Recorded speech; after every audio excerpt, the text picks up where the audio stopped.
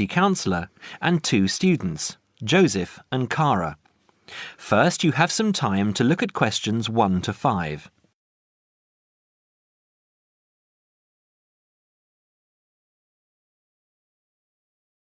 Now we shall begin. You should answer the questions as you listen because you will not hear the recording a second time. Listen carefully and answer questions 1 to 5. Hi Joseph, how are you today? Fine, thanks. And Cara, how are you? Good. As we discussed on the phone earlier, I wanted to speak with both of you about the subjects you have chosen to study and how you are managing your time. Okay? Yes. I think so. Okay, so I'll start with Cara. You've been here for how many months now? I've been here for 6 months. How are you finding it?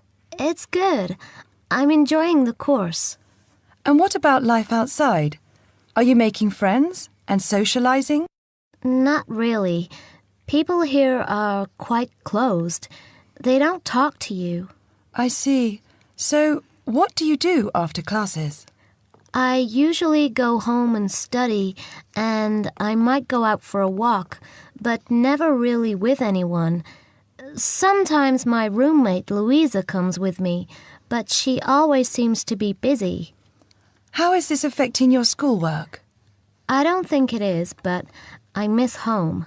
Cara, what I suggest for now is that you look into joining one of the social clubs on campus. There are a variety of them. You can go camping, skiing, snorkeling, painting, dancing, reading, horse riding, rowing. There's a list on the school website. Have a look and work out which one you're interested in and which suits your timetable. You'll meet friends that way and people who have the same career interests as you. As for the subjects you've chosen for a career in microbiology, I think you should look into dropping one of your subjects and picking it up again next year as a minor. You have a lot on your plate, and this will just cause great pressure. It doesn't mean that you aren't coping, but you're doing about 10 hours more than the average student a week. Think about it, and we can make another appointment to discuss it. When are you free? I have an hour free usually on Wednesdays at 11:30. Okay, good. Come to my office at 11:45 and wait in reception. Okay? Okay, I'll see you then. Before you hear the rest of the conversation, you have some time to look at questions 6 to 10.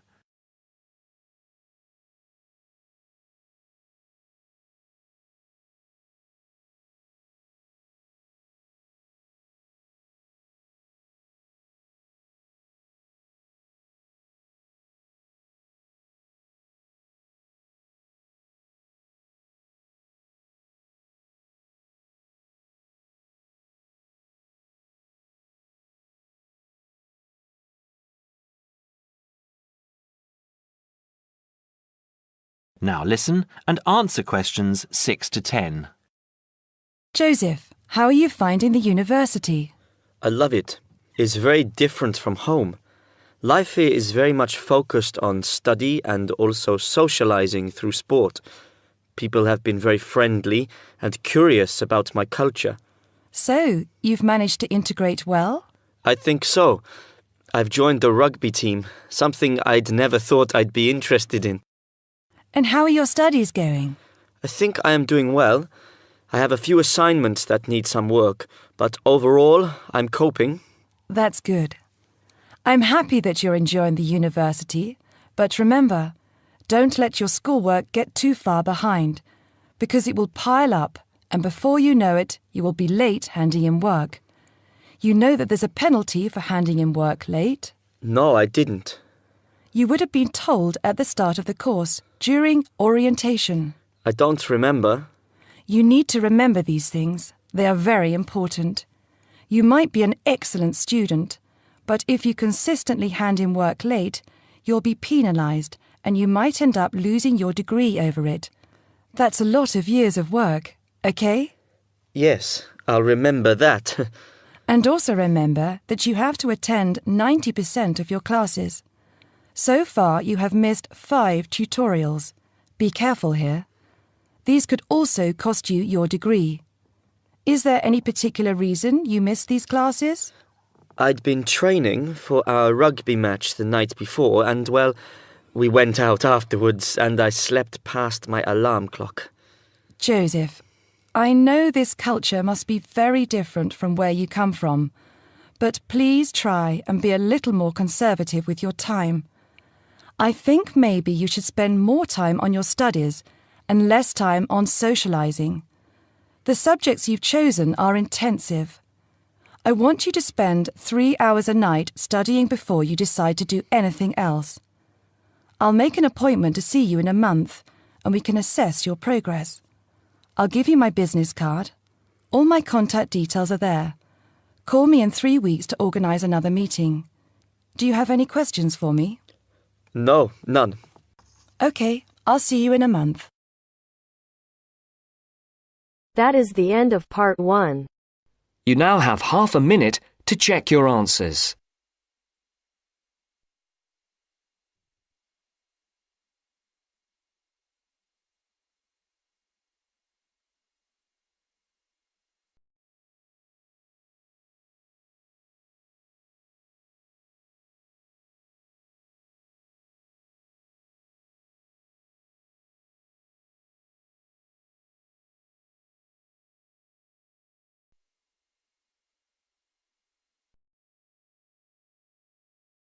Now turns to part 2. Part 2. First, look at questions 11 to 14.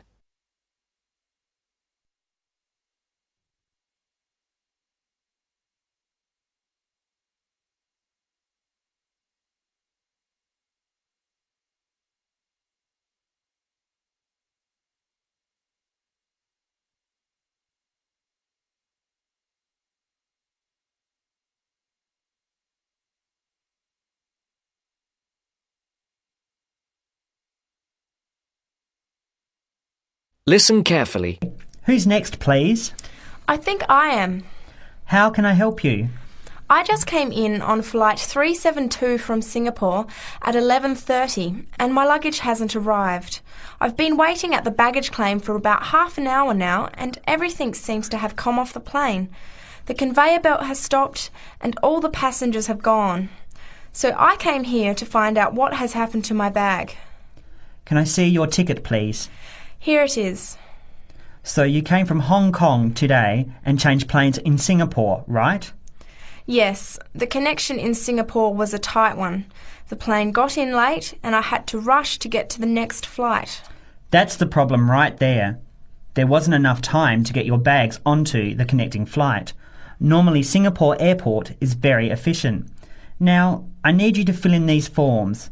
Your name. Jenny Lee. Address? I guess you want my address here. I'm staying with relatives. Just a minute, I'll have to look it up. It looks like 583.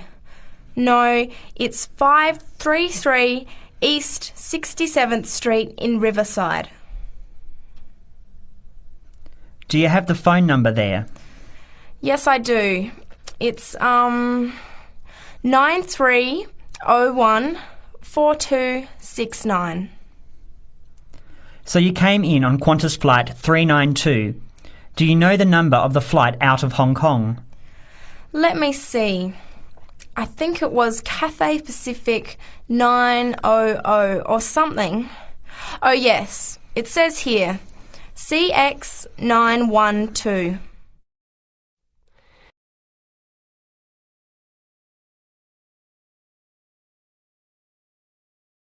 Before the broadcast continues, look at questions 15 to 20.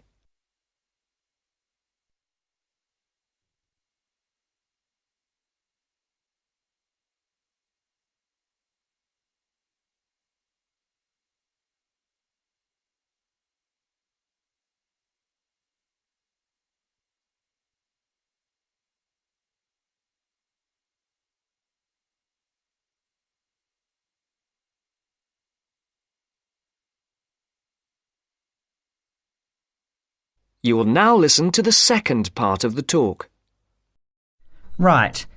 Now, I need a description of the luggage. How many pieces did you check in? Just one. Can you describe it for me? Here is a picture to help you.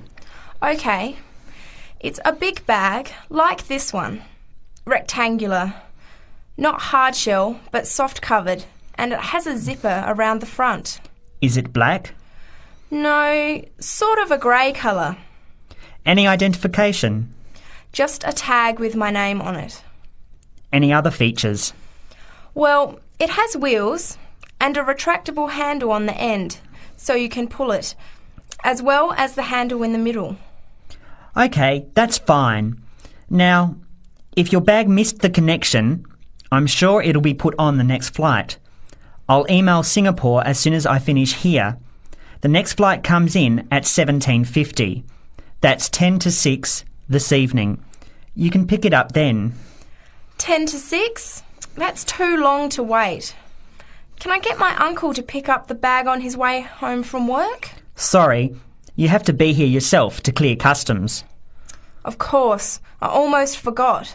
Will the bag come here, to this desk? Yes. You pick it up here, then take it over to the customs area. By the way, don't forget to bring your passport. You will also need to have the key plus your ticket with a baggage claim number on it. Oh, okay. Guess I'll have to come back tomorrow then. It's lucky I packed everything I need for now in my carry-on bag. Yes, that's always a good idea. Be prepared. That is the end of part 2. You now have half a minute to check your answers.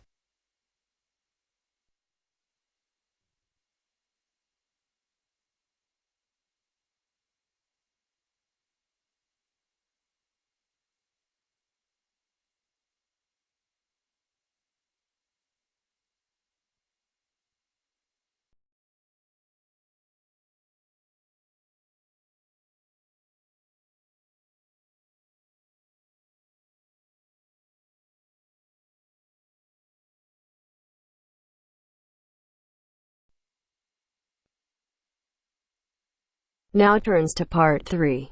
Part 3. You are going to hear a lecture. First, you have some time to look at questions 21 to 25.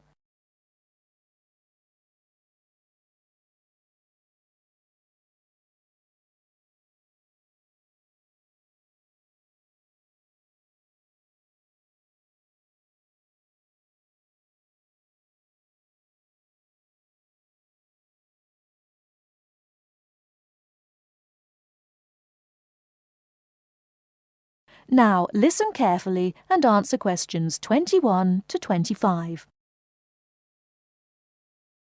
I'd like to introduce Rebecca Bramwell, an artist and illustrator who has come along today to talk to you all about getting your first job or commission as an artist. Over to you, Rebecca. Thank you for inviting me. I remember when I graduated back in 1983, I was very excited about getting my first commission. My degree was in fine art, and I'd worked long and hard to get it. I was an enthusiastic student, and I never found it difficult to find the incentive to paint. I think as a student, London being settled by the Romans explains their lust for blood.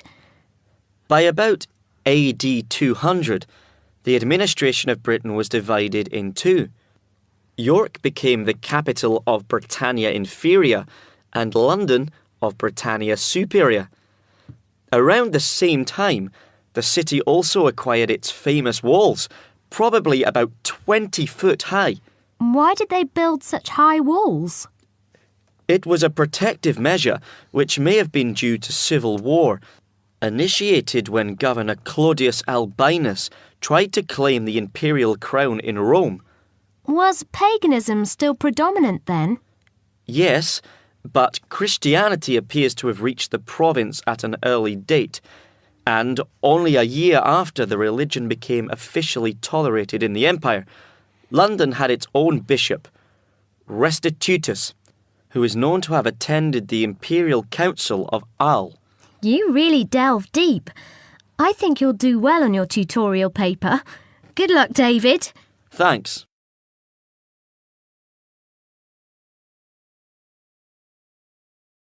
Good morning all. Welcome to our regular lecture on health issues. This series of lectures is organised by the Students' Union and is part of an attempt to help you stay healthy while coping with study and social life at the same time. It's a great pleasure to welcome back Ms. Mary Kirk, who is a professional health advisor and physical education officer. Thank you, Peter, for the introduction. It's a pleasure to be back. Today we're going to discuss the benefits of exercise. University life is hectic and stressful. It also involves a lot of sedentary work, that is, sitting for many hours at a time. What I'd like to focus on is how to approach exercise, not only from the aspect of health benefits, but also as a form of stress relief. I know it's hard to organise your time around studies and socialising, but you can socialise while exercising. If you have an hour free in the morning, afternoon or evening, it would be a good idea to get together with your friends and create a sports team. Before you hear the rest of the talk, you have some time to look at questions 26 to 30.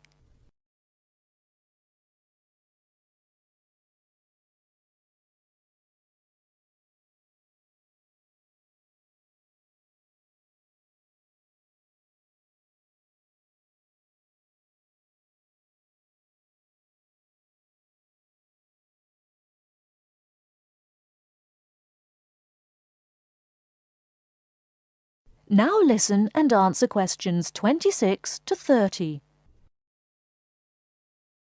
The grounds of the university are ample enough to support every student's need to become active. There are also readily available facilities at your disposal, such as a football field, tennis and badminton courts. There's also a swimming centre, and within that building is a gymnasium, with a variety of programs such as aerobics and weight training. If the idea of attending one of these facilities seems daunting, then you can walk along the river. Oh, and that reminds me, the university also offers rowing. If there is a sport that you're interested in that's not on offer, you can approach either your student union representative or speak with Sports Administration Manager, Mr. Lawrence Cavendish. Now, I want to talk about why exercise is beneficial, physically and emotionally. The obvious results are physical. You can keep fit by using muscles that ordinarily don't get used in the classroom. The health benefits are astronomical. You'll live longer, be happier, and look good. By building muscle, you strengthen your bones, a definite advantage for women in their later stages of life, as women are prone to osteoporosis. It also strengthens your heart. Yes, don't forget your heart is a muscle, and the more exercise you do and the harder you work, the more blood is pumped from your heart to your brain. Now this brings me to the psychological advantages of exercise. When we are active, endorphins are released into our brain. An endorphin is a chemical that is released when your heart rate is pumping beyond its normal capacity. It's the same as adrenaline. You can actually feel when endorphins kick in. You feel a rush, almost a high. The benefits of this are numerous. Your brain works at peak capacity for a longer period of time. Your awareness is maximised, and the fatigue you usually feel at 4 o'clock in the afternoon will be non-existent. In one word, exercise makes you sharp.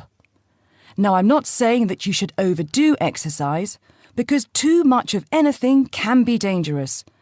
But if you think about your daily routine, you spend about 6 hours a day in lectures and another 2 or more hours studying. That's a long time to be sitting. And that is a long time for your body not to be moving around. So try and find at least 1 hour a day to get some exercise. If you can't fit in 1 hour a day, try 1 hour every second day or half an hour a day. You will see rewards instantly.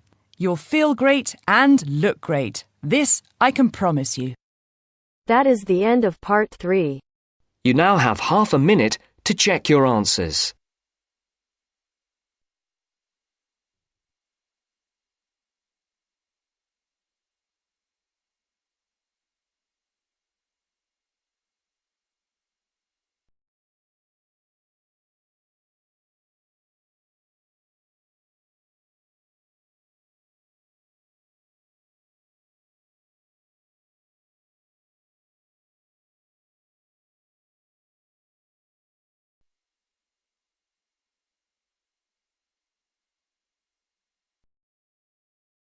Now turns to Part 4. Part 4. You will hear a talk given by Dr. Miranda James. First, you have some time to look at questions 31 to 35.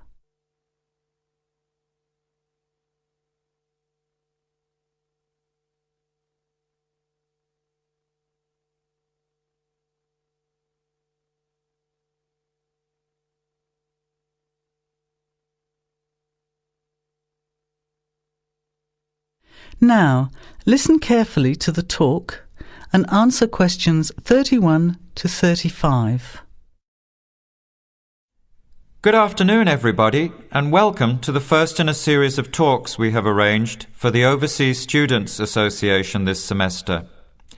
Dr. James has very kindly agreed to speak to us today on the topic of public speaking, and judging from the large numbers of you here, it's clearly a subject of great interest and relevance.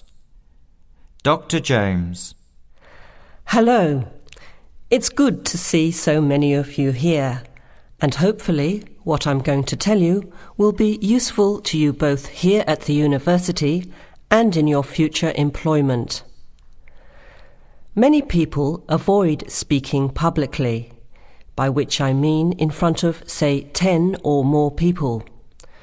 Not because they lack the ability, but mainly because they lack confidence, which is really only due to lack of practice. Today, as a consequence of the influence of television, audiences expect speakers to be relatively brief and to the point, in addition to being well-informed and interesting or entertaining. Probably the most important part of public speaking is what you do beforehand, by which I mean preparation. This includes practical details, such as knowing precisely what your topic is and exactly how long you are expected to talk for. You should also plan the content thoroughly. A good strategy is to write out the content as you intend to say it, and then make brief notes, preferably on small cards, which you use to talk from. This way you sound more natural. You incorporate pauses while you look at your notes, and you can then look at your audience while you are speaking. Never read your speech without looking at the audience.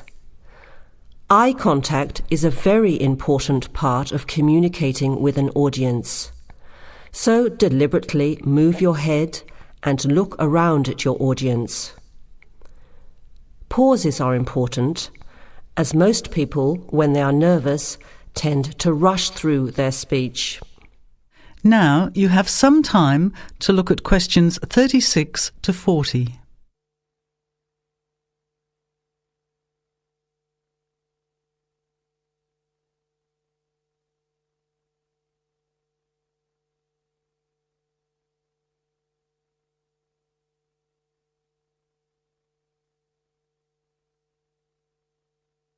Now listen and answer questions 36 to 40. Practice speaking slowly. This gives you more time to pronounce your words correctly. It's always easier for your audience to listen to someone whose speaking is clear and calmly paced, so that they can understand the ideas being explained. And the bigger the group, the more slowly you should speak. Remember to project your voice, speaking clearly to the person furthest away from you. It's a good idea to rehearse and record yourself. Pay attention to your intonation when you listen to yourself. It's even harder if you're speaking in a second language, I would imagine. But there's nothing worse than listening to a flat, monotonous voice.